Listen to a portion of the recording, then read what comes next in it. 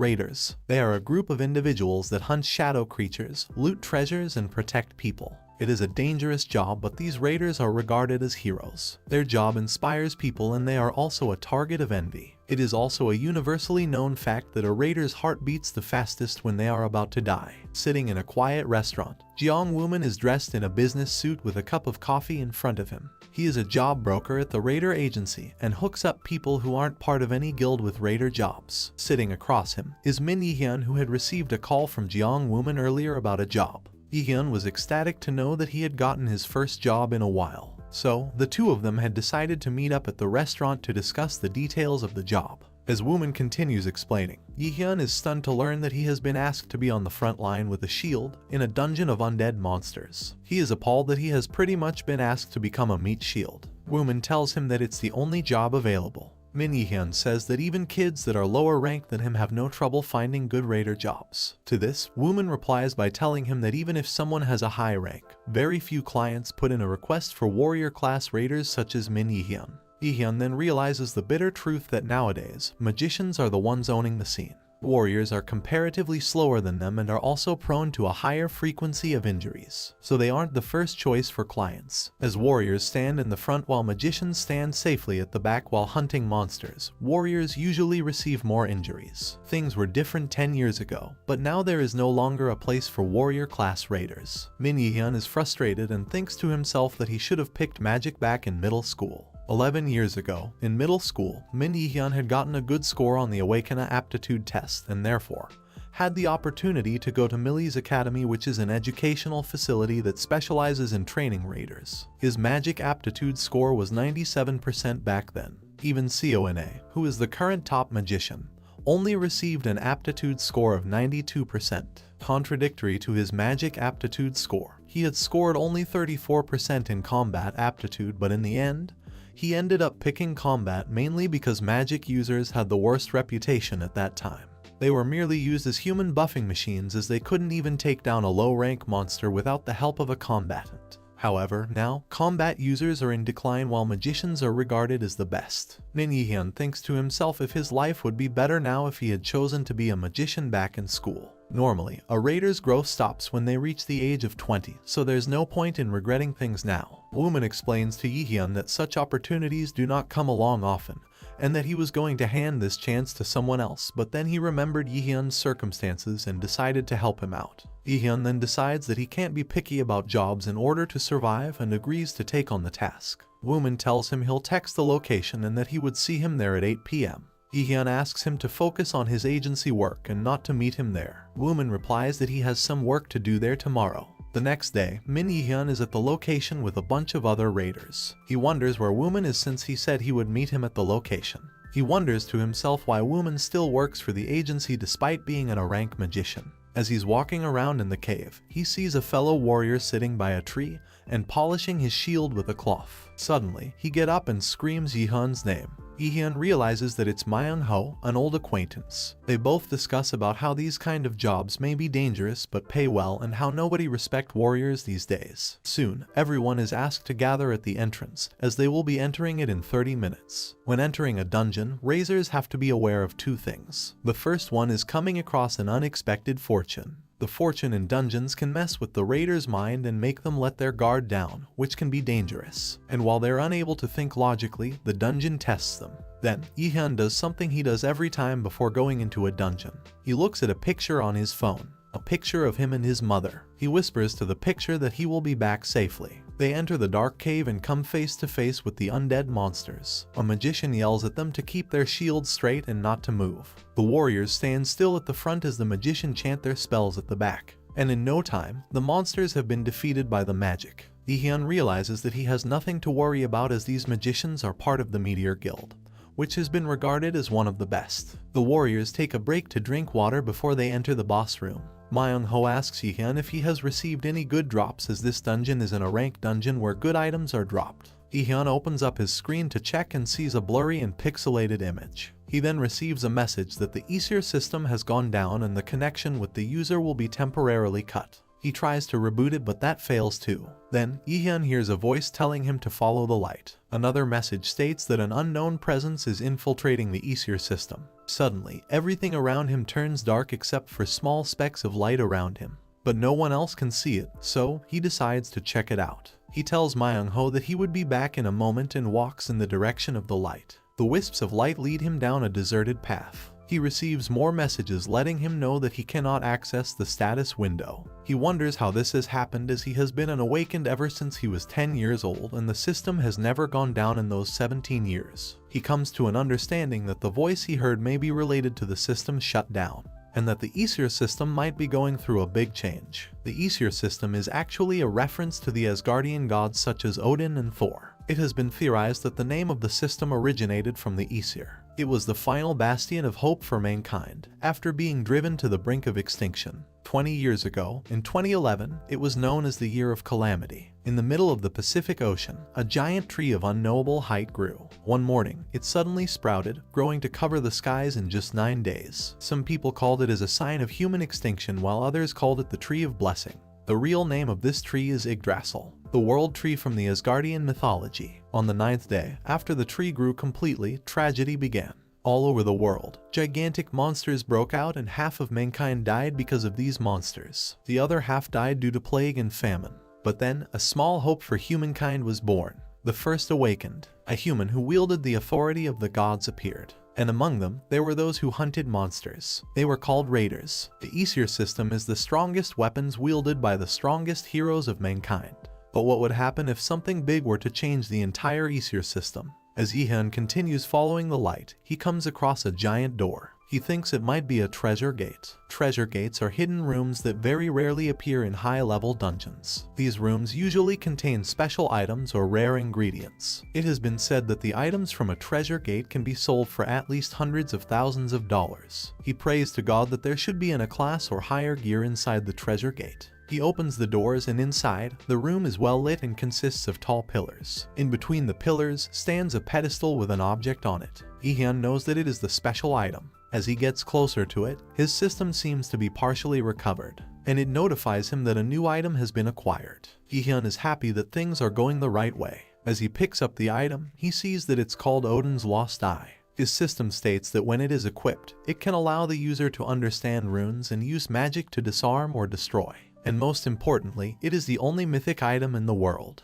Yihyun continues to read about the skill it provides, a skill called Universal Derivation which enables one to understand a magic formula and then destroy it. He also reads about its effects, which are learning of the Universal Derivation skill, usage of powerful magic without incanting, and blank cards which can be consumed to copy another person's skills. Yihyun thinks about the previous auctions where the highest rank item was S rank and it sold for millions of dollars. So, this mythic rank item that he has just obtained must definitely be more valuable. Mainly because it's the only one in the world. By selling this, he won't need to struggle anymore and he won't be looked down upon by magic guilds and used as a meat shield. He looks at the item in his hand and decides that he should at least try it on before selling it because coming across a unique, mythic rank item won't ever happen again. Just as he is about to do it, the system provides a warning that Odin's Eye becomes bound to the user when it is equipped. Yihyun is mortified and cancels it right away. He heaves a sigh of relief as he almost wasted a mythic rank item that was hard to obtain.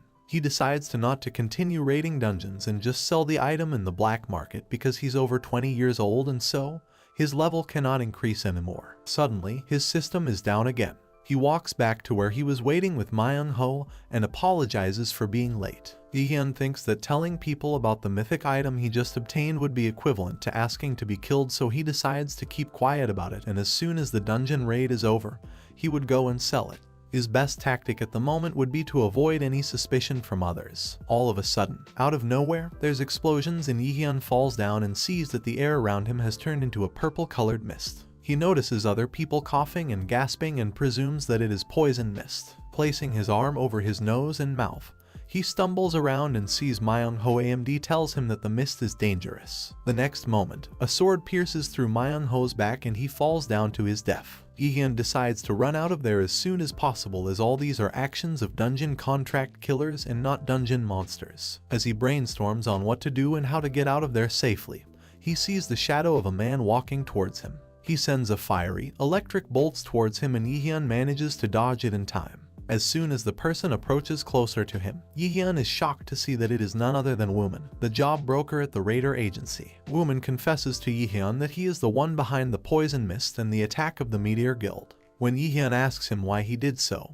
he responds by saying it was a request from his client and also because there are a lot of people who dislike the Meteor Guild. Yi-hyun is in disbelief that Wooman is actually a dungeon assassin. Dungeon assassin is the name given to those who misuse closed dungeons and commit murder inside it. In his mind, Yi-hyun debates whether he should take him on or not. Wooman is a rank magician while he is just a D-rank warrior. He wants to take revenge for those who fought in the dungeon with him and especially Manhwa. But he decides that it's better to not come in between Wooman's fight with the Meteor Guild and stay quiet. Yi-hyun is still contemplating his decision when suddenly, Wooman sends a fire blast towards him. Yi-hyun blocks it in the nick of time. Wooman then reveals that aside from the Meteor Guild, Yi-hyun is also one of the targets. Yi-hyun ponders why someone would target him and who would want him dead. His mind rings with voices and images of his father calling him a useless bastard, and he is quick to realize that his own father is the one who wants him dead. Wooman calls him he's smart for figuring it out. Then, Yi-hyun asks him if he was commissioned by the same person 5 years ago as well.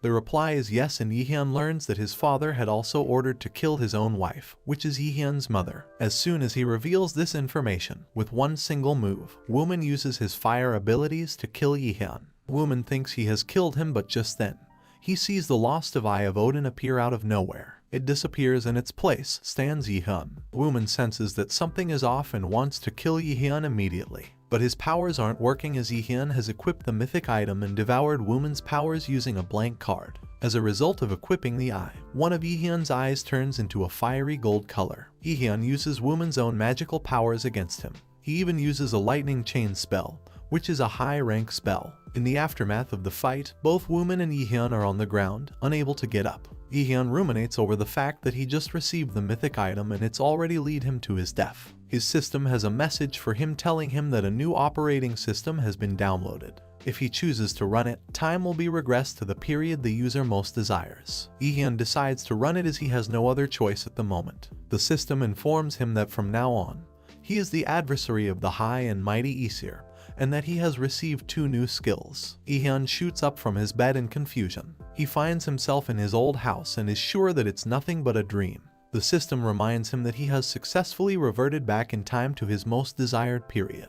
When he sees his mother, he goes up to her to give her a hug and wishes that he never wakes up from this dream. Yi-hyun has reverted back in time to November 15, 2020. He receives a quest which requires him to rest and recover his health, for which he would receive a blank card as a reward. The operating system has been changed to Nornir system. He knows he's been given another chance at life. Yi-hyun sees this as an opportunity to turn his life around. He reaches for the calendar on his desk. Written on it are the words, "Write the application for Millie's Academy. Please, be a combat class no matter what." He scratches the last line out and decides that he is going to be a magician in this life. Later, Yi-hyun and his mother are eating at the dining table while he sheds happy tears. His mother doesn't understand why he's reacting this way. He tells her about his plans of changing his application to magician class. At first, she is surprised to hear this from him, as being a warrior is all he has ever talked about, but then, she agrees to support him no matter what he chooses to do. Yi-hyun has successfully completed his mission of resting, so he receives his reward. His level has returned to what it was 11 years ago, and his stats have also been reset. He takes a look at both his passive and active skills. Then, he decides to learn new skills to better himself. He's happy that he still owns the lightning chain skill, but tells himself that what he needs most is a healing spell. The year is now 2020. Magician class are treated like garbage when compared to warrior classes. However, raiders with healing skills are exceptions. They are treated like royalty no matter where they are, because even without being a raider, they can work in the medical field. So, Yi-hyun wants to learn the healing skill so nobody would look down on him anywhere he went. The only issue is that meeting an awakened with a healing skill is not that easy. Yi-hyun's phone buzzes. He takes a look and it's a message from Kim Yoo-jung, his childhood best friend. They both dreamed of attending Millie's Academy together. His mind flashes back to how she had died in his arms. He winces as he thinks about what happened, but then convinces himself that he has a chance to change things now. He reads the message. Yoo-jung has asked him to come with her to see Saintess Yoo Seung-yoon, who is giving a lecture downtown. Lee-hyun remembers the saintess and the magic that represents her, which is sacrifice, and immediately texts Yoo-jung and agrees to join her for the lecture. Saintess Seung-yoon is traveling in her limo to the lecture. Her manager, Sung-yi, tells her that her busy and hectic schedule is taking a toll on her and she should slow down. He wishes that there was at least one more person with a healing spell on the level of sacrifice, as that could help to heal her, because if she kept going on, she might collapse soon. A few minutes later, both Yoo-jung and Lee-hyun meet up and they sit down to watch the lecture. Yeon was guildmaster. Saintess Yoo Seung-yoon was a top-rated healer who was well known not just in the country, but the entire world. During a time when working as a raider wasn't commonplace, she was the only person who tried to protect the citizens before any other. Lee-hyun hopes he can learn from Seung-yoon, as it would be extremely useful in the future. Yoo Seung-yoon is giving her speech about encouraging more people to become raiders, while Lee-hyun thinks how 2 months from now, Yoo Seung-yoon will fall into a critical condition during the 81 dungeon raid because of her sacrifice healing spell. Seung-yoon continues with her lecture. She talks about how the current world is in an unprecedented period of disaster. Yggdrasil. She also mentions how after the appearance of monsters, countless people have lost their lives, but with the appearance of the awakened and raiders a few years ago, the situation has gotten a little better. But amongst the current awakened, only 20% are volunteering as raiders. So she insists more people to join as raiders and be courageous, as courage is what will change the world. When her lecture is over, Kim Yoo-jung is really inspired and can't stop talking about how Seung-yoon has more than enough qualifications to be her role model. Lee-hyun says that Seung-yoon wouldn't like to have such qualifications and informs Yoo-jung that he has other work to attend to. Before he leaves, he tells Yoo-jung that he changed his career path to magic and asks her to teach him magic theory. Before she can respond, Lee-hyun leaves and Yoo-jung is upset as she feels abandoned by him. Lee-hyun goes up to Sung-yi, Seung-yoon's manager. At first, Sung-yi assumes that he's just another fan and tells him that it's not a good time to give her gifts. But Lee-hyun states the real reason he came to see him. He tells him that he knows that Seung-yoon is sick, but he also knows how to cure her. Sung-yi angrily asks him where he heard about this while grabbing Lee-hyun's collar. Seung-yoon overhears this from her car and asks Lee-hyun if he can take responsibility for those words he just mentioned. He replies that he can definitely heal her illness. Seung-yoon would be able to tell immediately if he was lying, but Lee-hyun seems confident. She also has 2 hours to spare before her next event, so she suggests to Lee-hyun that they both go somewhere quiet to talk. She leads him to her office and they both sit down to talk. She asks him questions one by one, starting with how he found out about her illness. Lee-hyun tells her that he can't answer it and apologizes for it. He also says that if she really wants to hear it, he would tell her, but he would not heal her after that. When asked how he would heal her, Lee-hyun says that he plans on copying her skill. Sung-yi gets extremely angry and shouts at Lee-hyun that he doesn't know what he's talking about, as it is the guildmaster's unique skill. Unique skills are skills that stand at a higher rank than the pinnacle of skills, which are S-ranked skills. Unique skills such as sacrifice can only be obtained through either hereditary succession or by a unique individual. The formulae for unique skills does not exist. Because of that, unique skills are monopolized by an individual or a family. Lee-hyun tells Sung-yi to calm down and assures him that he wouldn't even have come to them if he didn't believe that he could do it. The underlying principle of Seung-yoon's skill, as the name suggests, is sacrifice, an offering to the gods, and because of that, Yoo Seung-yoon was restricted from healing herself. The only way to heal injuries caused by one's own skill is by using a skill of the same or higher rank. Lee-hyun convinces them that copying her skill would be the best method, as a higher skill than sacrifice does not exist. Seung-yoon agrees to Lee-hyun's plan, and without their knowledge, he uses his blank card to acquire her sacrifice skill. Lee-hyun then shows them that he is able to activate the sacrifice skill. Now that Seung-yoon believes that he has the ability and capability to heal her, Lee-hyun says that they will now begin the negotiations. In return for his favor of healing Seung-yoon, Lee-hyun wants her as his sponsor, as he has big dreams, which cannot be fulfilled without money and connections. Seung-yoon agrees to his terms by saying that he is talented and worth the investment, but only on one condition. The condition is that Lee-hyun must join her guild because of 3 reasons. The first being the fact that he figured out that she was ill all by himself, so his investigative ability must be high. The second reason is that he copied her skills perfectly. And thirdly, the most important point, was that even though Seung-yoon was right in front of him, Lee-hyun showed no nervousness. Lee-hyun thinks that it could work to his advantage, as being part of a guild will enable him to learn more and be successful. But it is illegal to make a contract between a guild and a student who isn't an adult yet. So Seung-yoon offers him a priority negotiation rights contract. a contract where the guild would support the student who isn't an adult yet, but when they become one, the guild would have priority over other guilds in signing a contract with them. Gi-hun sees it as a great opportunity but decides to make a decision later. Seung-yoon tells him she'd send the contract to his house, and Gi-hun begins to heal her using the sacrifice skill. Sung-yi is amazed that it's working and apologizes to Gi-hun for what he'd said before. When the healing process is complete, Seung-yoon cannot feel any of the symptoms anymore. She asks Gi-hun if he received the penalty for using the skill on her to heal. Gi-hun replies that he'll be fine, as a skill copied using a blank card will disable all penalties. The next day, Sung-yi takes Gi-hun, on his request, to a low-rank dungeon that belongs to the Manhwa guild, so he can raid it and hence level up. He is provided with spare items and tools for raiding the E-rank dungeon. He is also given a warp stone, using which he can return to the entrance if he finds himself in danger. Sung-yi gives him the stone as a token of his apology. Park Hana, assistant to Seung-yoon, hands her Gi-hun's profile. Seung-yoon is surprised to see that he is actually a warrior class applicant with an excellent score in magic. She is stunned and asks Sung-yi to ask Gi-hun to meet her as soon as he comes out of the dungeon. Meanwhile, Gi-hun is in the land of the dead monsters. A monster shoots arrows with paralytic poison towards him, but Gi-hun defeats it by activating the sacrifice skill. Yoo-jung is in her bedroom wondering why Gi-hun is acting different. She is especially mad at him for leaving her behind after the lecture. She doesn't understand why someone who dislikes places with lots of people immediately agreed to meet her there. And worst of all, he randomly decided to change his career path to magician out of nowhere. Meanwhile, Gi-hun is still in the dungeon battling 4 wraiths. Even though sacrifice is only a healing skill, when fighting against the undead, it turns into a powerful wide area skill called Light's Judgment. During the fight, the staff provided by the Manhwa guild cracks and breaks into 2, so he uses the sacrifice skill as an attack skill. When he's managed to defeat them all, he earns plenty of experience points. Gi-hun perceives that just because he has copied the skill onto a blank card, it doesn't mean that he has mastered it. He is determined to gain more experience in order to use the skill more efficiently. Suddenly, Gi-hun is unable to breathe.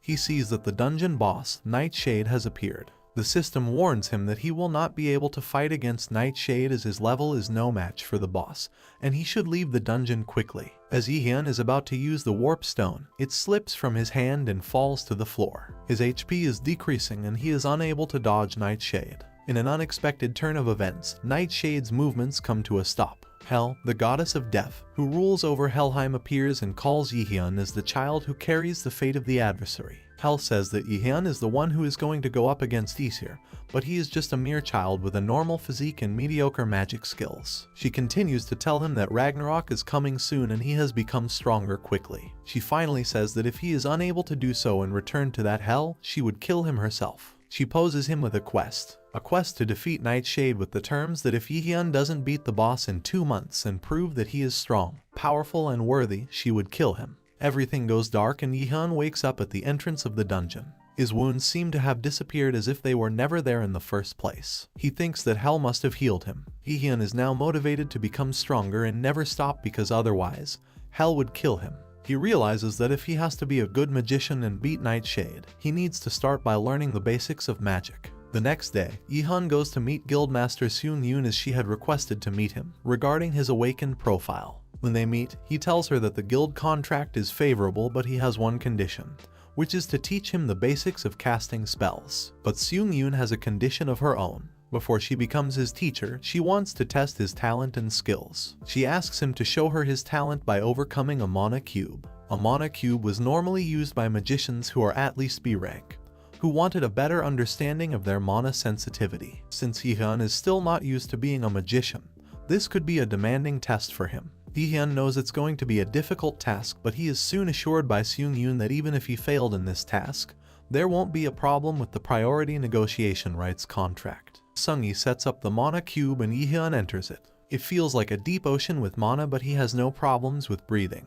Mana is similar to oxygen in this world. It is necessary for casting spells or activating skills, but being exposed to very concentrated mana for a long period of time could be dangerous. Among the many whirlpools, there's only one exit in the mana cube. In the dizzyingly tangled wavelengths, Gi-hun attempts to feel the wavelengths of the mana to find the path connected to the outside. Just then, he sees a crystal and it seems overwhelmingly powerful as if it contains this whole ocean of mana. Outside the mana cube, Seung-yoon and Sung-yi discuss about how long they think Yi-hyun will take. Seung-yoon says that she was the fastest in the country and she took 40 minutes. Sung-yi says that it will be one of two cases. Yi-hyun either won't be able to overcome the cube or he will set a new record. Suddenly, they see a crack in the mana cube. They are both shocked to see that it's only been 10 minutes. Sung-yi and Seung-yoon are both wondering what the hell is happening in there. Inside the mana cube, Yi-hyun is trying to figure out ways to get to the outside. He feels that the mana from the crystal is much denser than its surroundings. He realizes that it is the core maintaining the mana cube.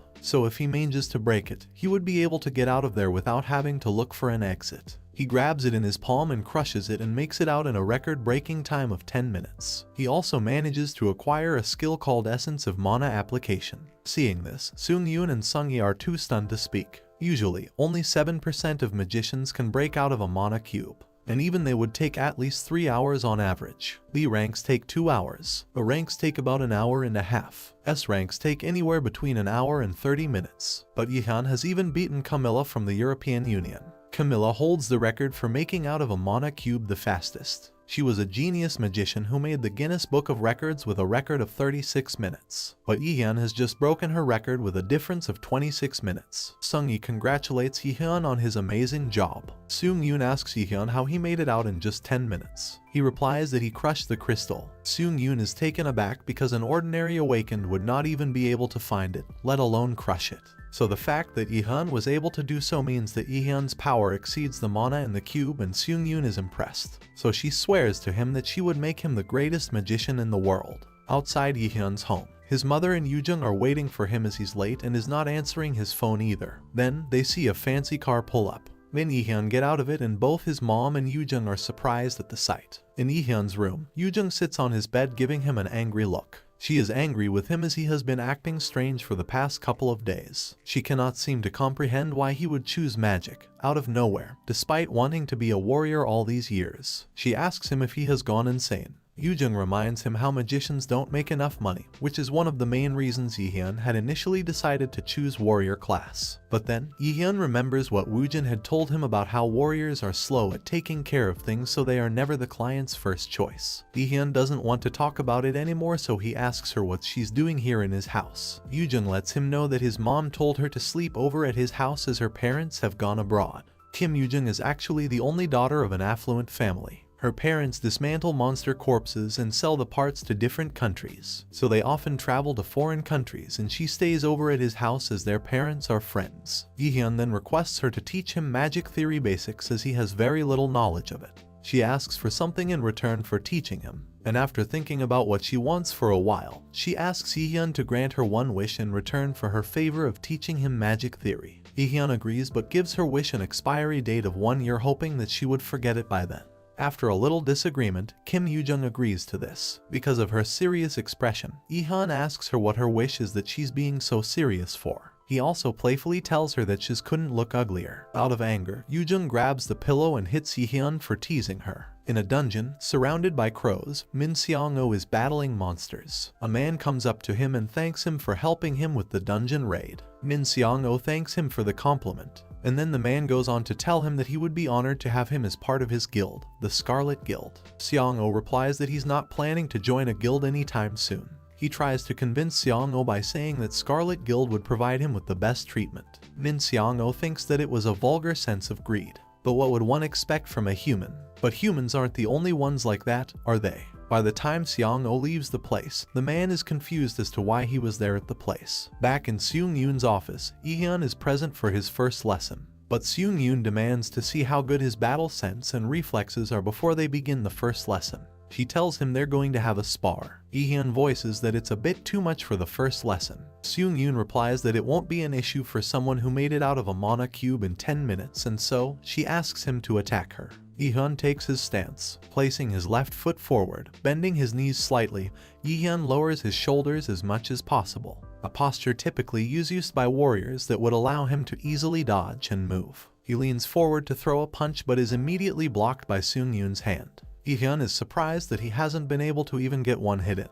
Despite Seung-yoon being a healer, she disapproves of his tactic and says that he still has not discarded his warrior habits, and magicians should not recklessly dash forward like that. She continues to teach him how magicians always weaken their opponents from a distance before landing the final blow. If he fights by closing the distance between him and the opponent too much, as a magician who already has a low defense, he would fall. She knows he has more potential, so she asks him to try again.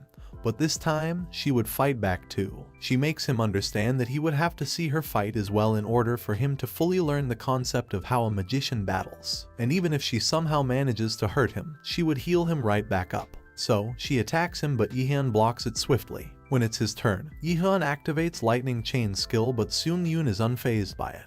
Her next attack gets Yi-hyun, but he still manages to stand up, taking Seung-yoon by surprise. She says that even though she lowered the strength of the spell, she didn't expect him to get up. She then asks him if he would be able to endure another skill called Holy Arrow. As it's heading towards Yi-hyun, he uses Universal Derivation skill and destroys her spell. Seung-yoon cannot believe her eyes that an untrained kid is able to perform so well. She is in disbelief over how he can cast spells without incanting. To a magician, incantations are something that always accompanied casting spells as a rule. It was possible for high-level magicians to incant silently at the cost of lowering the strength of the spell, but Yi-hyun is still a beginner at magic, so Seung-yoon has no idea how he's able to do so. At this point of the fight, Yi-hyun doesn't have much mana left. He is frustrated that nothing seems to be working. Seung turns around and compliments Yi-hyun by telling him that he's full of surprises. But before he can even react, she attacks him and Yi-hyun flips and falls to the ground. Yi-hyun keeps thinking about how he didn't even see that last attack coming.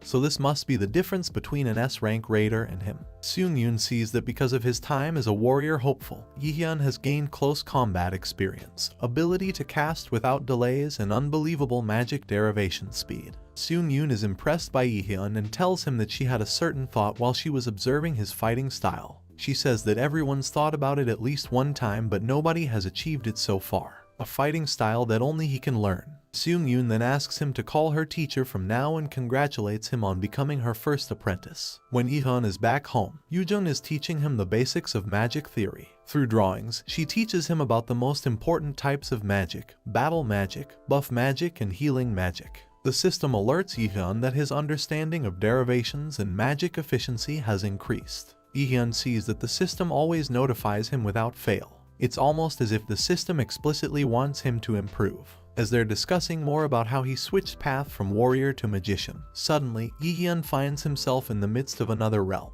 It's dark and eerie. Manhwa is also there, and Yi-hyun hears a strange voice asking him if he really chose this path on his own accord. Yi-hyun is back in his room and ponders if he was just imagining it. His mind drifts back to Hell and her quest, but he tells himself that he shouldn't lose focus, so he tries to think of something more productive, like the valuable pill that would help him overcome this wall. In the Yeonhwa Guild, Sung-yi and Seung-yoon discuss about the thing she wants to teach Yi-hyun. Sung-yi reasons with her that many raiders have tried but no one has succeeded so far. But Seung-yoon reminds Sung-yi that Yi-hyun is talented, and if another S-rank magician is to appear in the future, it would be him. Seung-yoon is the only magician in the world who became an S-rank raider. Even then, as a healer, her effectiveness in battle was a bit low. But Yi-hyun has now shown up like a comet, and he has the capabilities to shake up the whole magic world. Later on, Yi-hyun is concentrating on making a mana enhancement pill, which doesn't exist yet as it is still 2020. The mana pill, like the name suggests, is a pill that permanently increases the mana of the awakened who takes it. It was an item that all magicians coveted.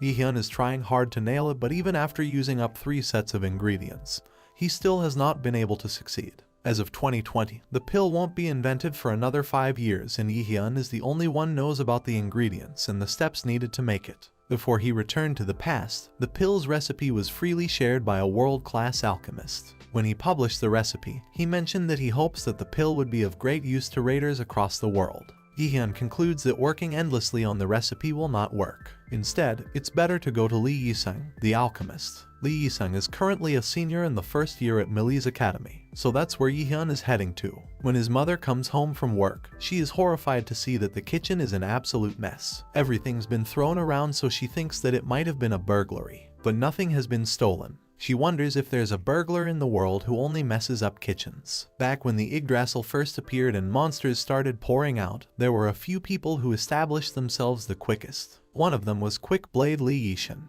When the first awakened vanished without a trace, Lee Yishin came to take his place as the first S-rank raider in Korea. His son is none other than Lee Yiseng, the alchemist, who Yihyun is about to meet. So, Yihyun is off to take a portal to Daegu. Daegu is currently abandoned due to the monster outbreak. It was a city where monsters poured from all corners and one had to be very careful when stepping in there. But there was one reason why people still went there: Millie's Academy. As Yihyun stands at the entrance of his old school, he reminisces about the time he spent there. It was a great part of his childhood, but it also brought back horrible memories. He walks around the academy's campus, trying to think of where Yiseng could be when he comes across a bully beating up a fellow student for being a stutterer. The student being bullied is about to fall, but Yihyun catches him. The student looks up, and when Yihyun sees his face, he quickly recognizes him as Lee Yiseng.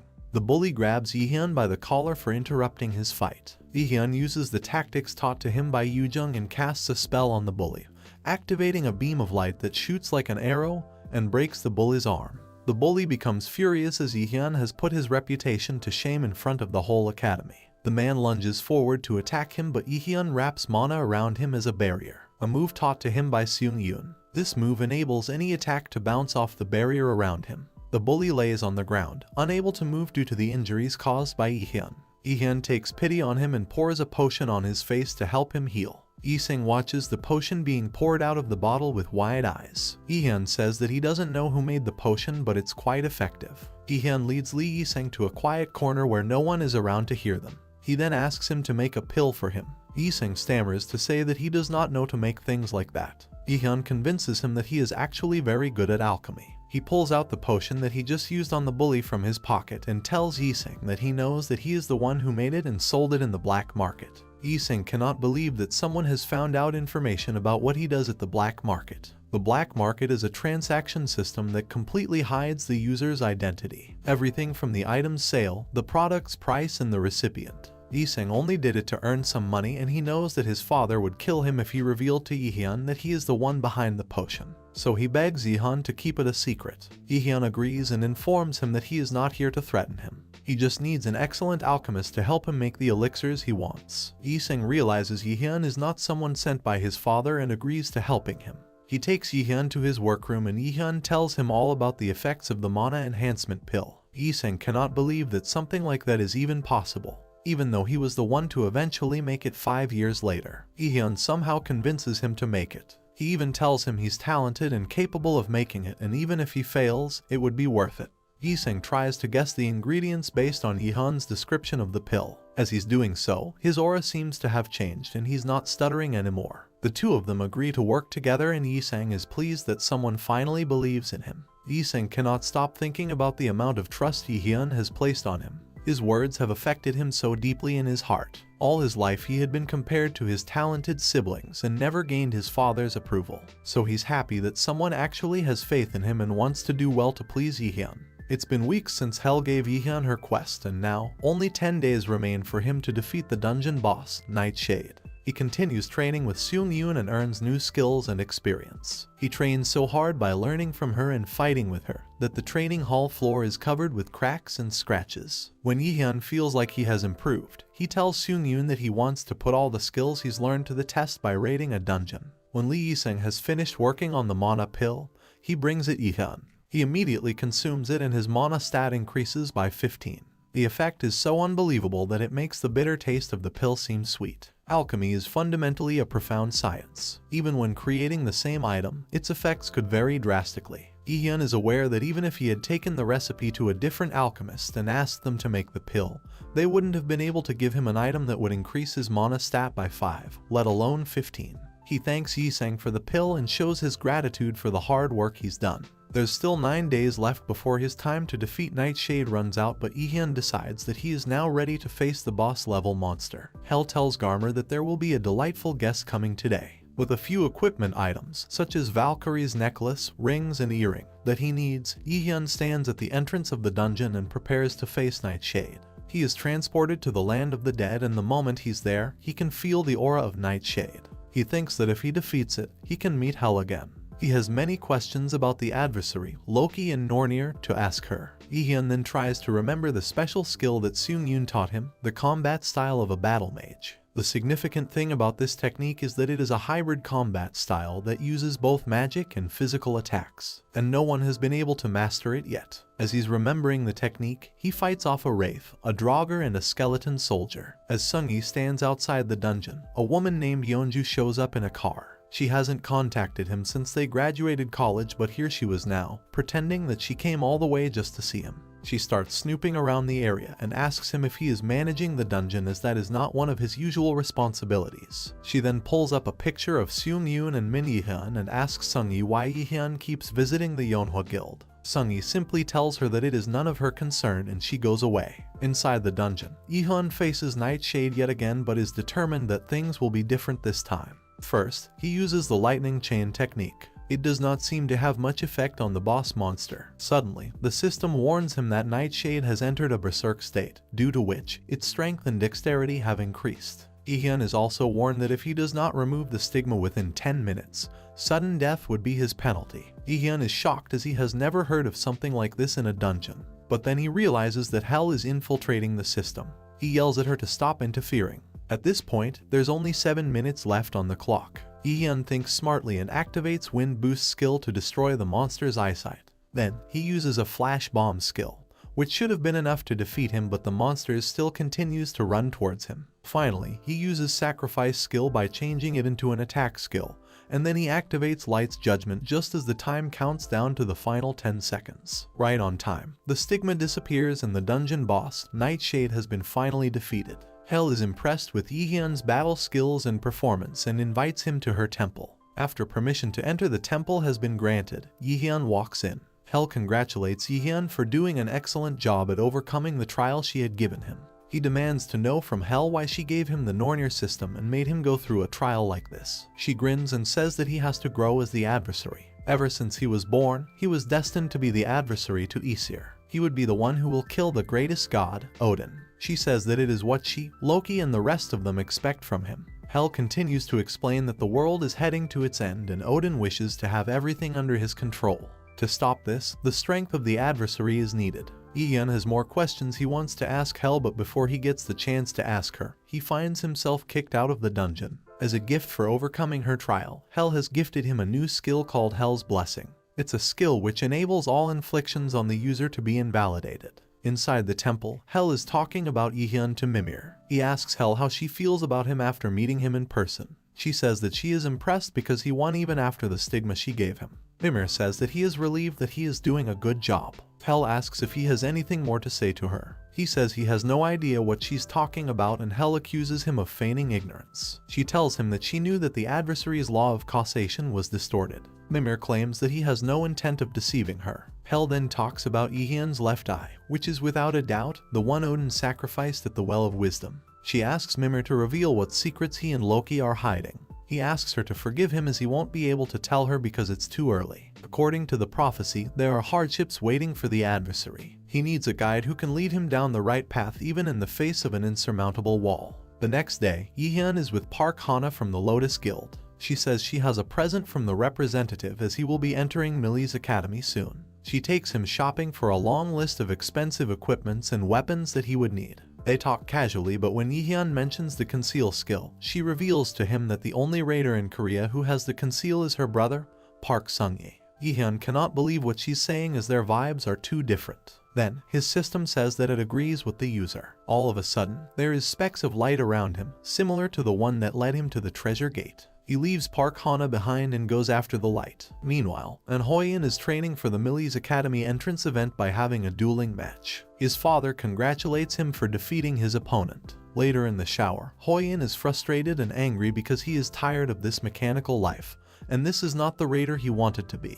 Back at the shop, Yi-hyun thinks that it might be a prank by the Nornir system. Hoyin is also at the mall with his father. He is angry that he is spending money uselessly for buying weapons instead of keeping it aside to use for his mother's hospital expenses. Hoyin hates how he has become a pathetic tool that always has to obey his father's commands. Suddenly, an announcement blares through the speakers that there's been a dungeon break near the mall and demons have appeared. The association have contacted raiders to take care of them, so the shoppers are asked to stay calm and follow orders. Staff and employees instruct and direct people safely to the exit, but Hoyin doesn't move. His father tells him to come with him and not get involved, as if he gets injured he would be at a disadvantage in the mill's entrance event. But he doesn't listen and makes a decision to stay and fight until the raiders show up so he can defend innocent people who can't fight for themselves. He also sees it as a chance to prove his worth and independence as a raider. When he finally faces the demons, Hoyan is too scared to move. His fingers are unable to move in fear even though he wants them to. Just as a demon is about to attack him, Yihyun comes to his rescue and also recognizes him as On Hoyan. Yihyun then tells Hoyan that he needs to help him keep the demons away from where the people are. Hoyan is still shivering and Yihyun commands him to compose himself and wield his weapon in a stern voice. Immediately, his shivering stops and he is overcome with the will to rescue people. Yihyun instructs Hoyan to lure the goblins, and so he activates the Cry of Aggravation spell to lure the demons. Yihyun is impressed by his high-level skill and thinks that even though he has a weak nature, he has potential to be very useful. He helps Yihyun fight against the goblins. After they've managed to finish them off, a man named Park Jong-hoon from the National Raider Association's management headquarters shows up. The man says that he doesn't know what to tell the higher officials as 2 kids have defeated all the goblins by themselves. Yihyun tells Jong-hoon to tell them that it was the Raider Association that took care of all the demons because no one would believe 2 kids were the ones who killed the goblins anyway. Jong-hoon says he would reward them both for the raid, but Yihyun tells him to give his share to Hoyan.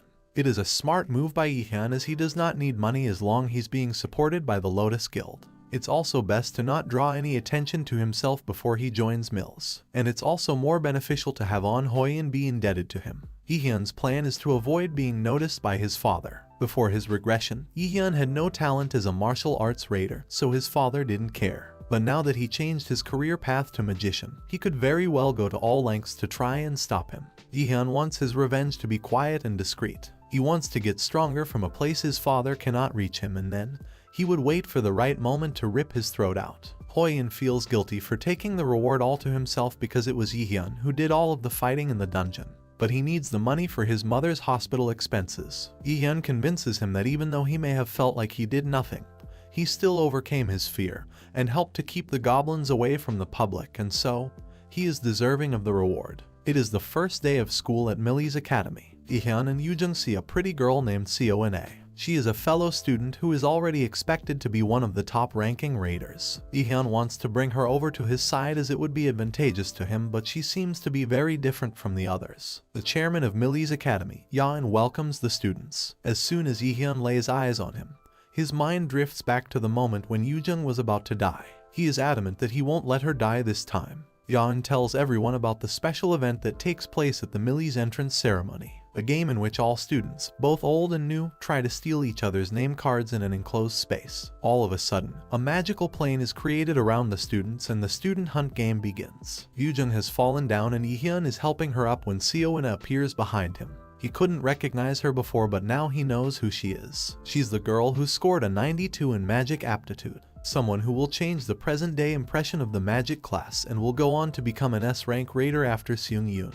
At the Millie's Academy Central Control Room, the head officials are watching the event and discussing who the most promising students this year are. They talk about all the students who have a score of above 90 in their aptitude exam, but ignore the profiles of students who have changed their career path recently, as they believe that such people do not take the academy seriously. The cadets who enroll at Millie's Academy are quite talented on average, but even amongst them, there are a few who are a cut above the rest. The other run-of-the-mill cadets become a stepping stone for the geniuses in the end. Sometimes, an awakened who meets an enemy who they cannot defeat or faces death can gain another chance by reawakening. A raider has to constantly prove his worth, and those who fail are simply unable to prove themselves. Yaen's job is to pick out excellent gems to offer to him. The freshman student hunt takes place in a man-made demi-plane created with magic. Within that space, it is possible to carry out things that would be impossible in reality, like controlling the flow of time or removing the restrictions of the spatial bounds. And in this space, 5% of cadets are failed every year. When all the students are in the ring, Yaen explains the rules to them. The event takes place for 3 days. Only C rank or below skills are allowed in the demi-plane, and for every name tag that a student steals, points are earned. Yihyun realizes that he hasn't mentioned anything about unique skills or stats, which must mean that he wants to filter out the weak ones and keep only the best of the best. Since they are going to be spending the next 3 days there, Yoo-jung and Lee-hyun are off to find shelter. Yoo-jung suggests that they ask Seo-in to join them, as having another person on their side would increase their chances of being safe. Lee-hyun knows that it is a wise decision, but Seo-in is a variable that he cannot control. In the future, Seo-in loses her senses in anger and jeopardizes the lives of the people around her. So Lee-hyun simply tells Yoo-jung that they cannot trust Seo-in yet. But by then, Yoo-jung has already run up Seo-in and asked her to join their side. Before Seo-in has a chance to reply, two seniors, Shin Jun-sang and Kwan Soil, appear to steal their name tags. They are both warriors, and Lee-hyun decides it's better to face them instead of running away, as they could catch up to them or worse, round up more seniors to help them. Kwan Soil has a unique skill that allows her to find any target she focuses on within 300 kilometers. Jun-sang throws a sword at Lee-hyun, but he dodges his attack and counterattacks him, and thus Jun-sang is eliminated. Lee-hyun sends a party invite to Yoo-jung, requesting her to join his side. After watching him defeat Jun-sang, Yoo-jung wonders if he has always been this strong.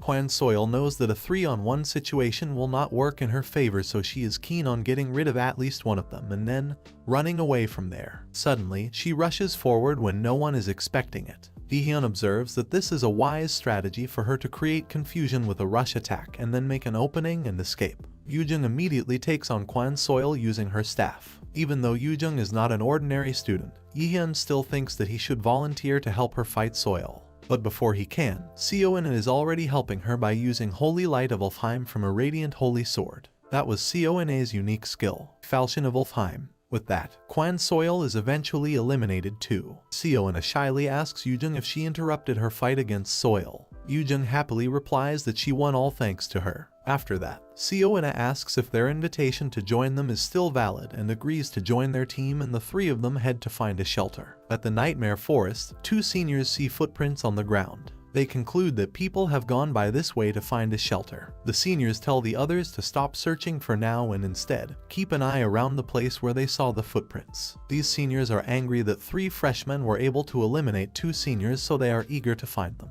Suddenly, they spot Yoo-jung behind them. All 5 of them chase her. She taunts them by saying that they are chasing her like their dogs after a bone, and that they should be embarrassed to chase her in such a big group. Earlier, while they were in the shelter, Lee-hyun had planned a strategy with Yoo-jung and Seo-in.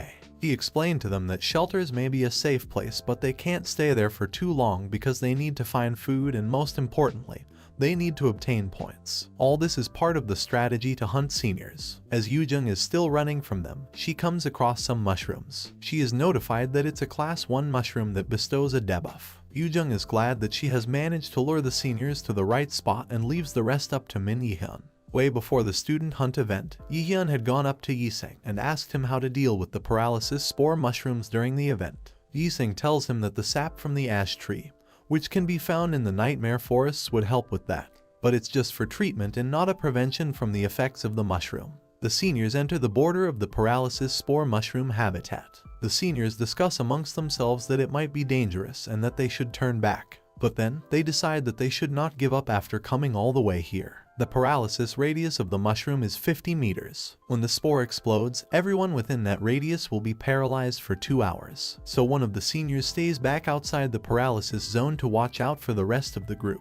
They realize that Yi-hyun has used Yoo-jung as bait to trap them, so they're angry that they have been underestimated by a mere new student. When they manage to catch up to Yoo-jung and lunge forward towards her, she uses her staff to cause the mushroom to explode.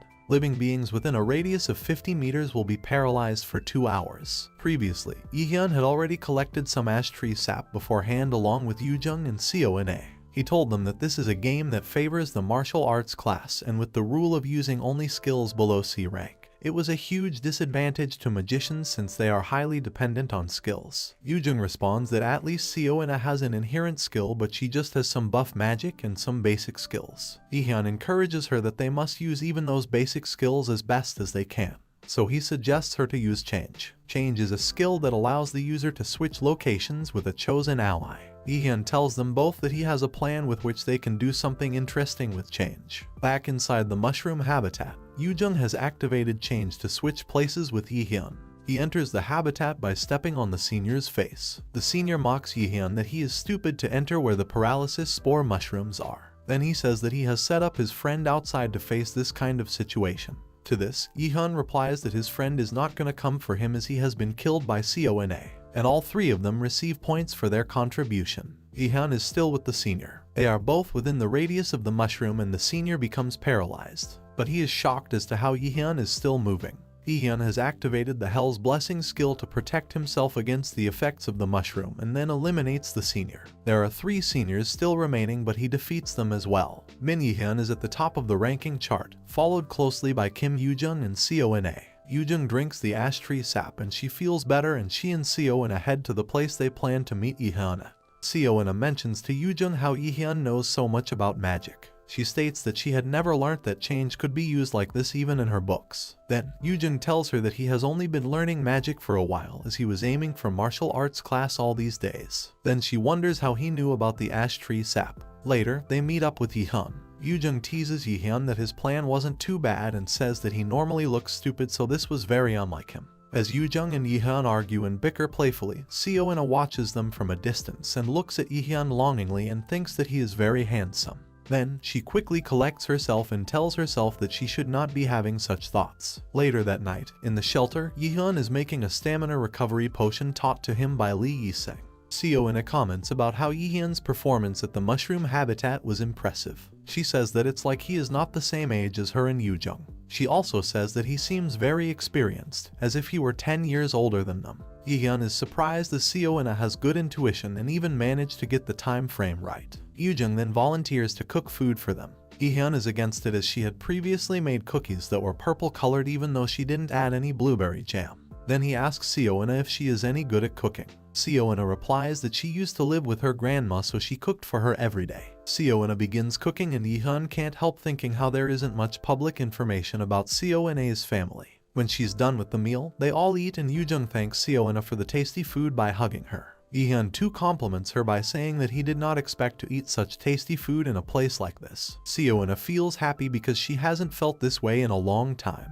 In the meantime, the Millie's Academy officials at the control room are talking about how the top 2 places are magicians. They wonder if it is actually a system error. Yeon cannot believe that a party of mere magicians are destroying their martial arts class seniors and leading the event. He asks instructor Kim Ji-yeon to replay the mushroom spore incident and watches it, wondering how a new student was able to have that level of judgment and boldness in that situation and beat martial arts class seniors despite being a magician class fresher. So they go through Min Yihyun's profile and they are stunned to find out that his magic aptitude score is 97%. Yeon is thrilled to see this. He laughs and says that it is very good. He wants to see for himself how good Yihyun is and decides to step in and create a fun picture. Sona and Kim Yoojung are discussing about their current score of 1,100,000 points. Yoojung asks as they really have to leave the shelter. Yihyun replies that they have to, as the current students are too afraid to come out to the Forest of Nightmares. Sona agrees with him and says that they have to go out if they want to obtain more points. Yoojung then asks Sona what the highest score record in a student hunt is. She says that it's 1,140,000 points. Yihyun makes an observation that Sona is curious and competitive. He decides to keep this in mind and they all get ready to leave the place. Suddenly, out of nowhere, they see and feel a force that feels a lot higher than C rank, despite skills above C rank not being allowed in the student hunt game. Yihyun's system sends him a warning that connection within the subspace is unstable, and the restrictions set on the contestants will be temporarily disabled. As Yihyun, Yoojung and Sona scramble to figure out what is happening, standing in front of them is On Hoyeon. Yihyun calls out to him but he doesn't react or reply. They become cautious as Hoyeon is acting strange as if he were possessed. A closer look at his eyes and it's evident to Yihyun that it is the work of Gu Yaoin.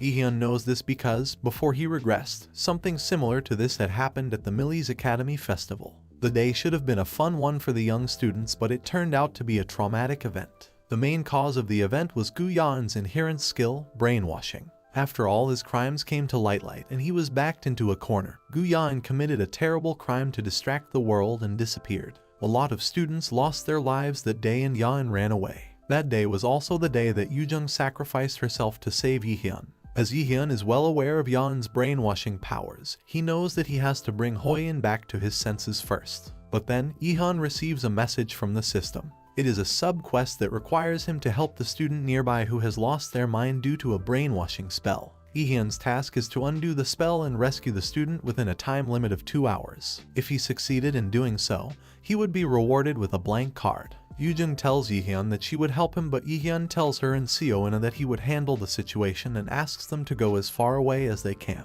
Yujung reminds Ihyun that Hoyin is a martial arts genius, but Ihyun assures her that he can handle him on his own. Earlier, Hoyin was thinking to himself how no matter how hard he tried, he couldn't get to first place. He also thinks about how great Ihyun and his team are for securing the top spots, so he is determined to do better as he still has time left. His thoughts are interrupted by none other than Yaoin. He tells Hoyin that there's something he needs help with, a small favor. The next moment, his mind has been invaded by Yaoin. He wonders what he's doing and then suddenly realizes and uses martial arts polar extreme skill, which is a rank skill. Ihyun is surprised at how different he seems now in comparison to before. He seems more skilled now and Ihyun can barely tell that it's him. In terms of physical defense, Ihyun knows he's not as good, so he activates the active skill, but Hoyin deflects it. Hoyin reacted even before his eyes had caught up to Ihyun's movement. Ihyun thinks that his battle senses seem to be great. Ihyun is aware that he can just use absolute calculation to easily get rid of the brainwashing.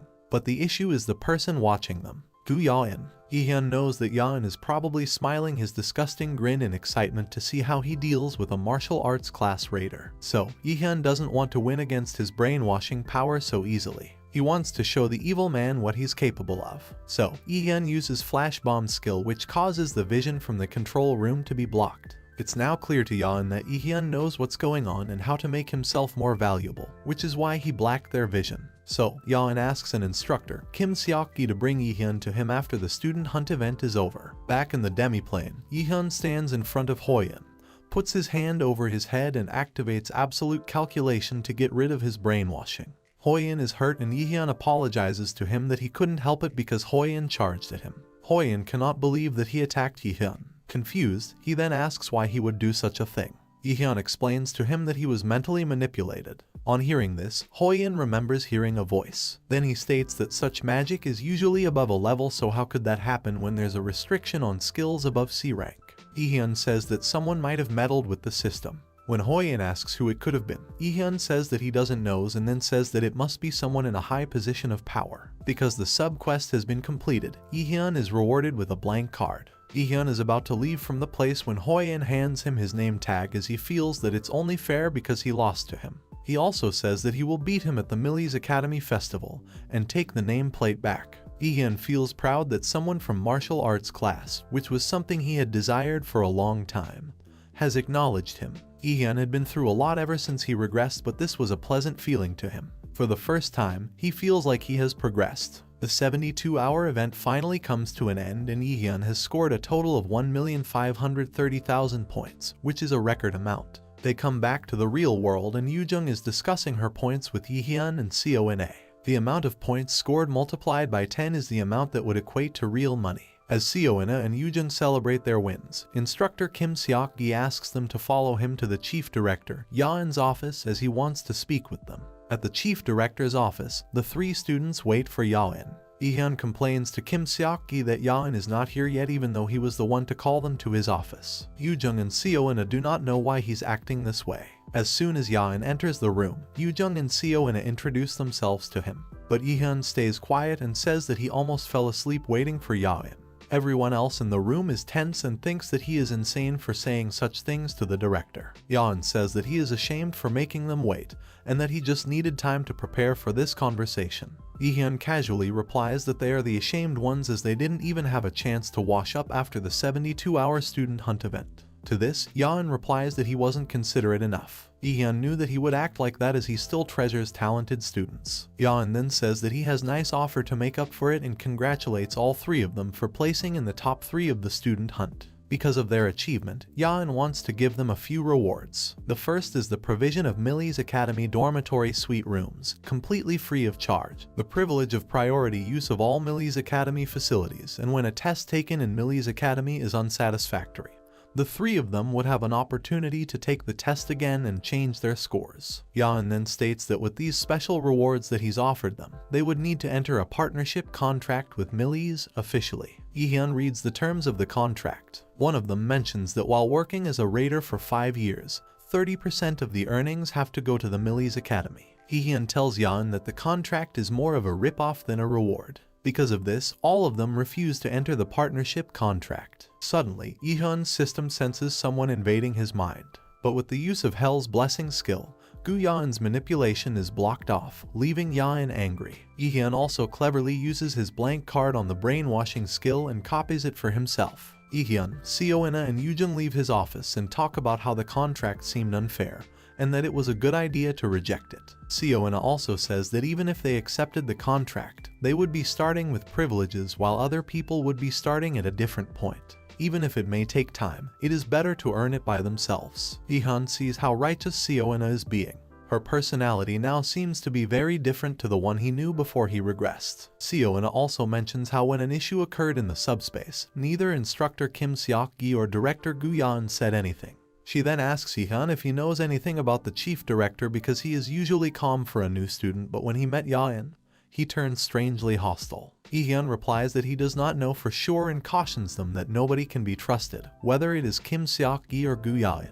They head back to their respective dorms. Yeon can't help reminiscing his old bad memories in the room. He does not want to experience hell again and so decides to find a new place to live after classes the next day. The next morning, Yeon goes for a run to warm up and then gets ready for his first day of classes at Millie's Academy. The magic class students are welcomed by their teacher, Kim Ji-yeon. She is the instructor for Introduction to Adjusting to Manhwa. Even though Yeon remembers everything from before he regressed, he is unable to remember anything about this particular instructor. Then, he understands that she might be one of the instructors who quit pretty soon. The class is taking place in a facility instead of a classroom to test the students' mana sensitivity. Kim Ji-yeon leads them to the mana room and the students start to panic. Yeon notes that it seems similar to the mana cube he entered before in the Lotus Guild, but this one feels less dense. Unlike the mana cube used by guilds, this is a mana room. It is an improved and less dense version of the mana cube so that even the new students are able to withstand it.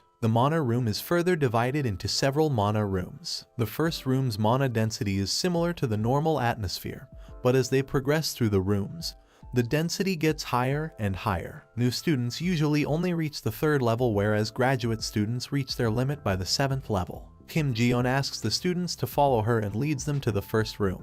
Nobody seems to have any problems with it, so they move on to the second room. A few students who are unable to withstand it are escorted away to the exit by the assistant instructor. By the time they reach the 6th level, there are only 4 students left: Min Yi-hyun, Kim Yoo-jung, Seo-in and Lee Soo-hak. They clear the 7th level as well and head up to the 8th. From this level onwards, the mana density changes every second as if it were a dungeon. Soon, Lee Soo-hyuk and Kim Yoo-jung also cannot handle it and are also out. Yi-hyun and Seo-in are the only ones remaining now. They head to the 9th level and Seo-in seems to be struggling, and the instructor wants to help her, but she is reminded of the instructions from director Gu-yeon that no matter what situations the students find themselves in, the teachers must never offer them help first. Seo-in, as she's struggling, thinks about how until now, everyone had said that we live in a world where only the strong can make it out alive. Even if she is talented at magic, she will always end up groveling at the feet of martial arts raiders. She has been told that there is no future for the weak. Seo-in mutters that she lost this time too. She is also escorted out while Yi-hyun tries to make out what she means by those words. The instructor and Yi-hyun enter the 10th level and the teacher mentions how it gets hard for her to breathe too after this point. Yi-hyun says that it is getting hard for him as well and they leave together. The instructor can't help thinking that Yi-hyun does not even seem to struggling despite him saying that it's hard for him. After leaving the mana room, the teacher asks everyone to clap for Yi-hyun, as he has reached the 10th level, which is what a B rank raider could reach, and so, he also has potential to be higher than that. She then says that she hopes all the students try to do their best to catch up to him. Lee Soo-hak seems angry at this while Seo-in feels upset. Later, Yi-hyun thinks back to how Seo-in acted in the mana room and what she said. He thought that she was just competitive at first, but this seemed different. He thinks that it might be compulsion. It is a relief she wasn't hurt this time, but it would be harder to control later if she stays the same way. But of course, Yi-hyun knows that he will not get involved in her life and control her. But since he's already made an impact in the lives of Seung-yoon, Ahn Hoi-in and Lee Yi-seng, he feels that he might end up changing her future too. And the same goes for Kim Yoo-jung. Yi-hyun doesn't exactly know how his actions will impact their lives, but in order to always be one step ahead in rapidly changing situations, he would need to prepare. Lee Soo-hyuk wonders how Yi-hyun was able to get to level 10 with ease. He asks his friend, Kim Min-soo, to tell him all about Yi-hyun. Soo-hyuk thinks that Yi-hyun is either cheating or hiding something. His friend says that this is Millie's and cheating is not possible within the campus. Soo-hyuk emphasizes that there is no way someone could be stronger than him without cheating. Kim Min-soo tells him that he could never ever be stronger than Yi-hyun, and on hearing this, Soo-hyuk walks away. Later that evening, Yi-hyun is talking to Seung-yoon over a video call about the student hunt event. Seung-yoon wants to know from him how it went. Yi-hyun tells her that he won first place. Seung-yoon is glad to hear that and congratulates him. She tells him that he is off to a great start at Millie's, even though the academy was infamous for its difficulty. When Yi-hyun tells her that he was worried that he might not have won first place, Seung-yoon asks him if there were any other noteworthy students. He tells her about Yoo-jung, Hoyeon, Seo-in and Lee Yi-sang. Seung-yoon knows that Lee Yi-sang is the son of Lee Yi-shun. Family is family, so it might create conflict with Lee Yi-shun's guild if the Lotus Guild tried to scout him. She then asks Yi-hyun if they should still scout him despite the risk. Yi-hyun says yes, as Yi-sang will become the best alchemist one day. Seung-yoon has to cut the call short when Representative Baek Ji-hyun SSI comes to meet her at her office. She is the curator's guildmaster. Without wasting any time, she says, referring to Min Yi-hyun, that she noticed a pretty boy that Seung-yoon has been fostering.